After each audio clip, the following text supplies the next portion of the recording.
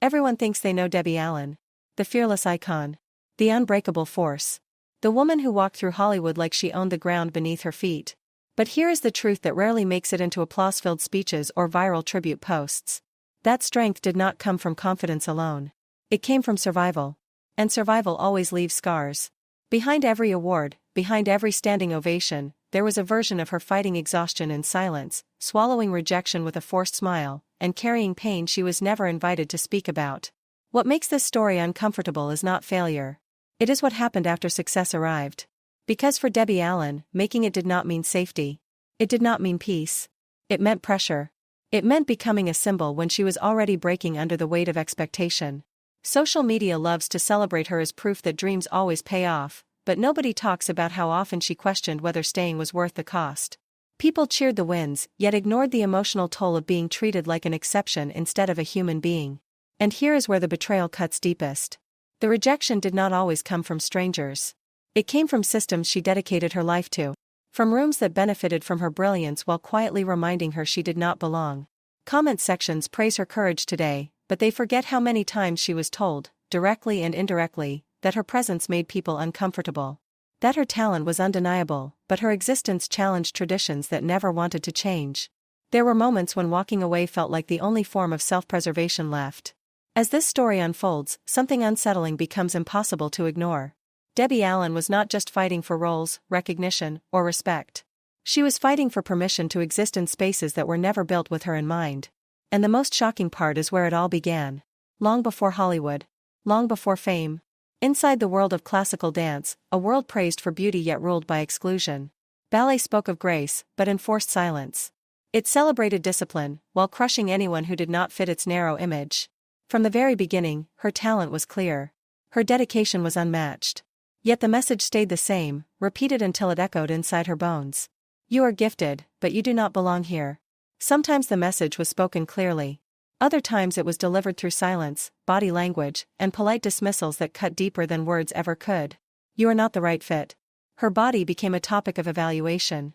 Her skin became a point of debate. Her very presence disrupted traditions that had survived for generations without ever being questioned. This was never about technique or discipline. This was about access.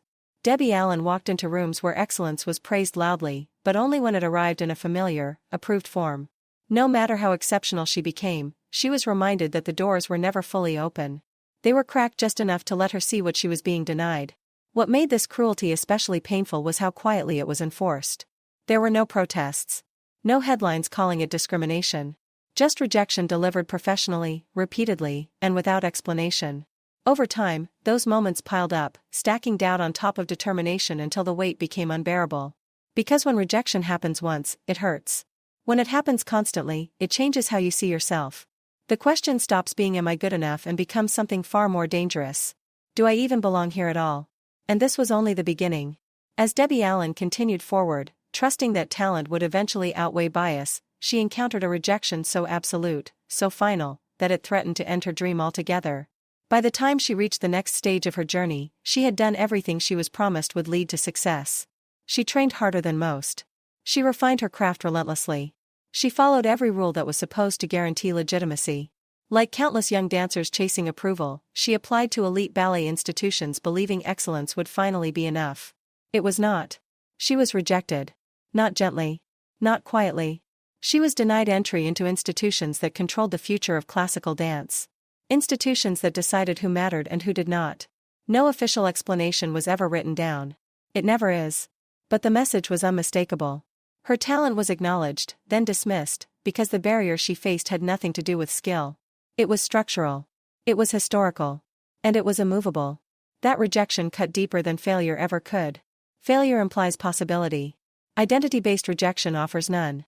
It tells you that effort does not matter, improvement does not matter, and sacrifice does not matter. There is a ceiling, and it is not meant to be broken by someone like you. In that moment, her dream did not feel delayed. It felt invalidated. She stood at a crossroads where many artists disappear forever.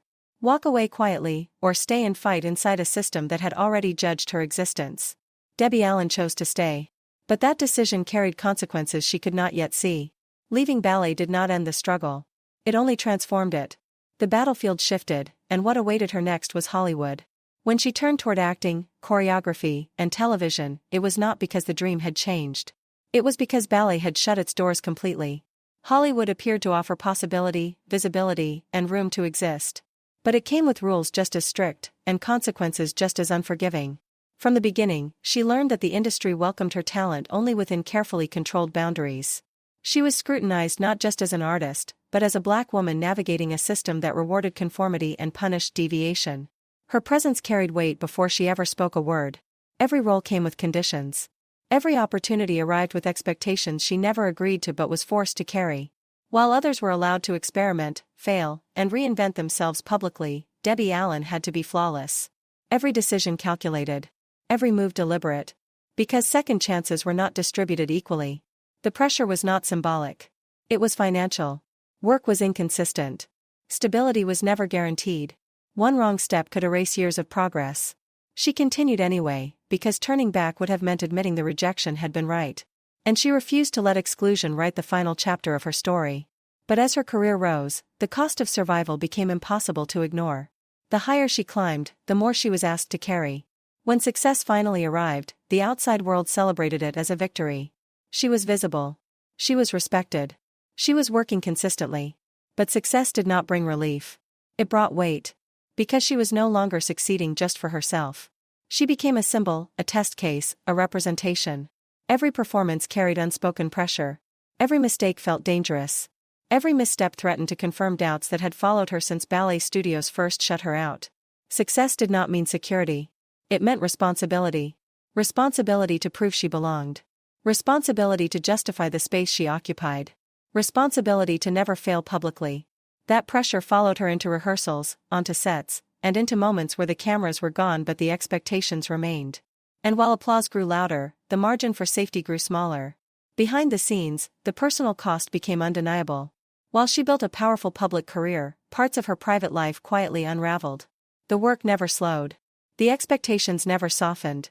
And somewhere in the middle of it all, something deeply human began to fracture. Because the more she gave to survive professionally, the less she had left for herself. While the world celebrated her success, few noticed what it took from her. A marriage ended. Quiet heartbreak unfolded off camera while the industry demanded more.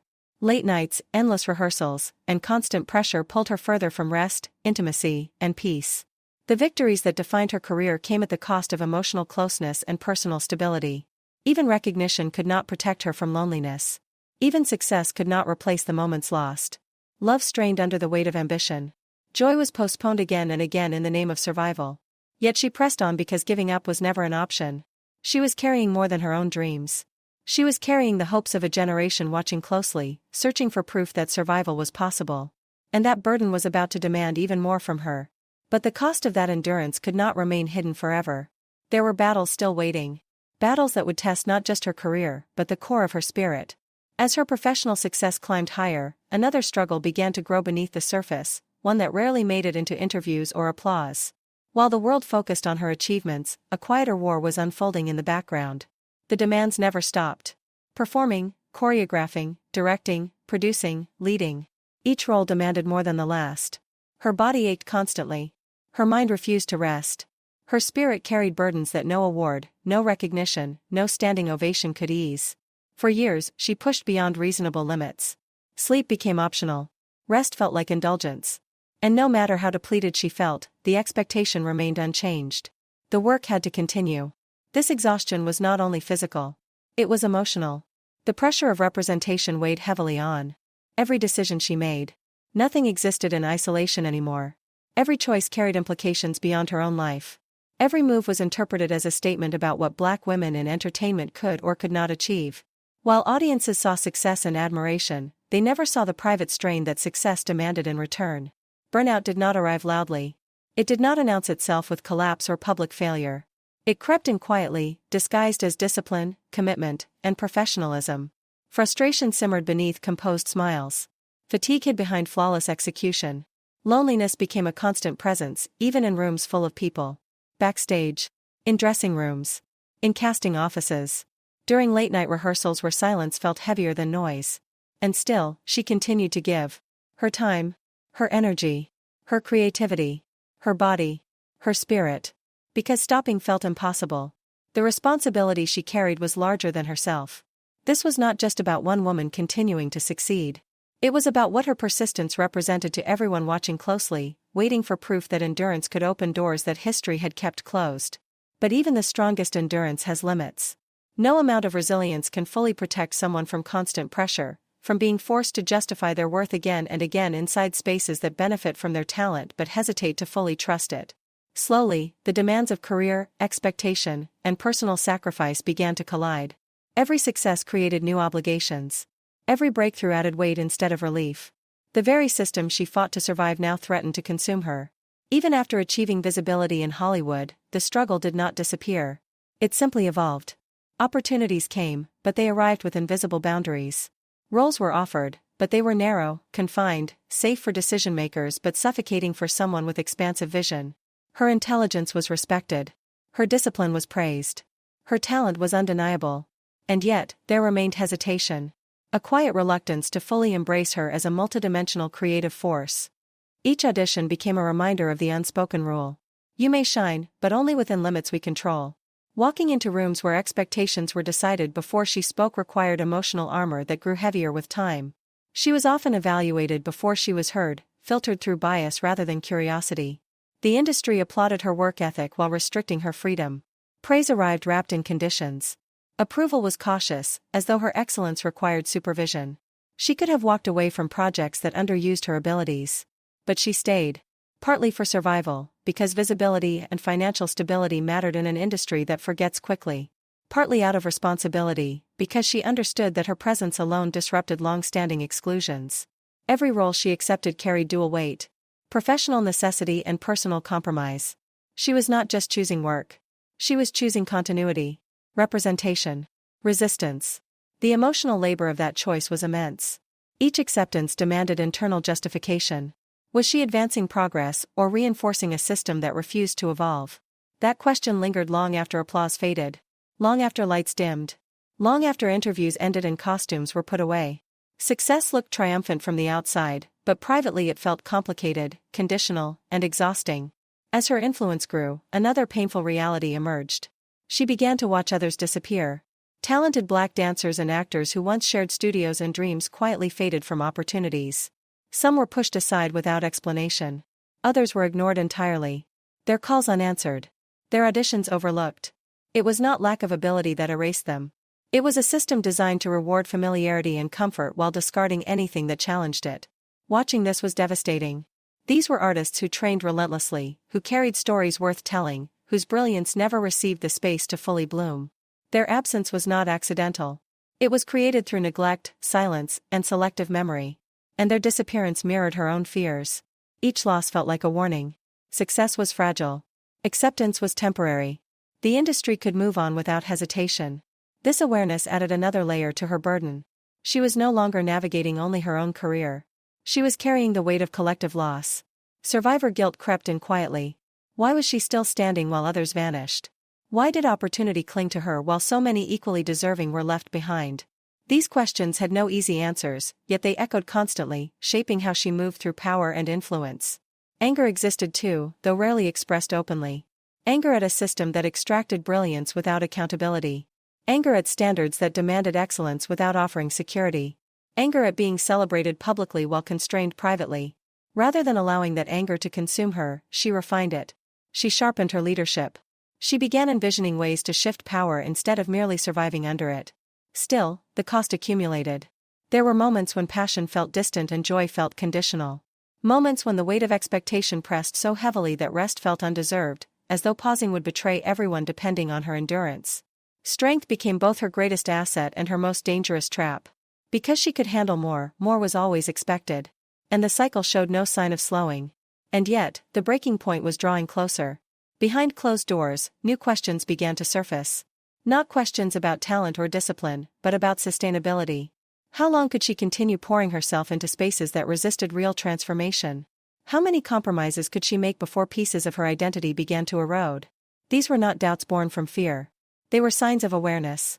A recognition that survival alone could not be the final goal. Something deeper was emerging. A desire for agency. For authorship. For control over her narrative and her legacy. Watching others disappear sharpened that awareness. Visibility, she realized, was not the same as power. Representation without influence still left people vulnerable to erasure. And so, quietly at first, her focus began to shift. Not away from excellence, but beyond it. Toward mentorship. Toward leadership. Toward creating pathways that did not demand the same level of sacrifice simply to exist.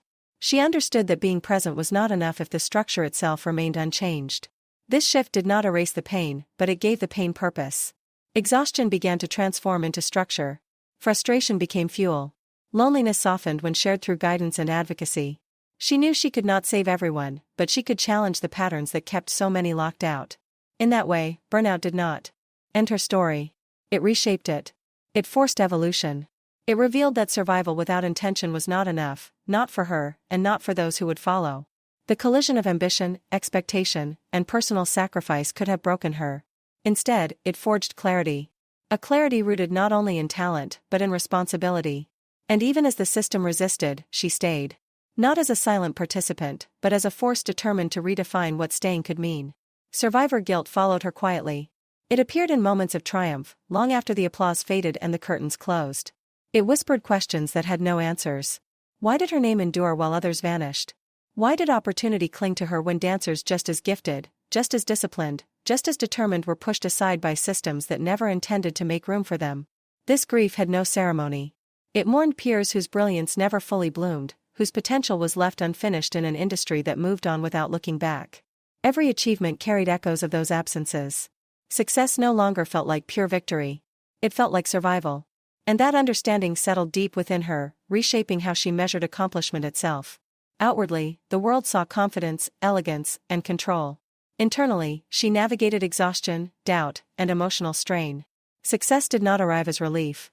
It arrived as responsibility. Visibility brought scrutiny. Every performance, every decision, every public moment carried weight beyond her own career. She was no longer working only for herself. She was carrying the hopes of those who saw her as proof that existence in these spaces was possible. At the same time, she navigated motherhood inside an industry that rarely acknowledged the human cost of ambition. Late nights blurred into early mornings. Rehearsals demanded presence long after her body pleaded for rest. Travel pulled her away repeatedly, turning family life into something stitched together between obligations. Stability required constant negotiation. Ordinary moments slipped away. Quiet dinners. Unhurried conversations. The comfort of simply being present. The sacrifices were rarely visible, but they were deeply felt. Personal time disappeared first. Then intimacy. Then stillness. She mastered composure as thoroughly as choreography, maintaining a poised public image even when she felt stretched thin inside. Vulnerability felt dangerous. It was too often mistaken for weakness, and weakness was a luxury she could not afford. The emotional toll accumulated quietly. Pressure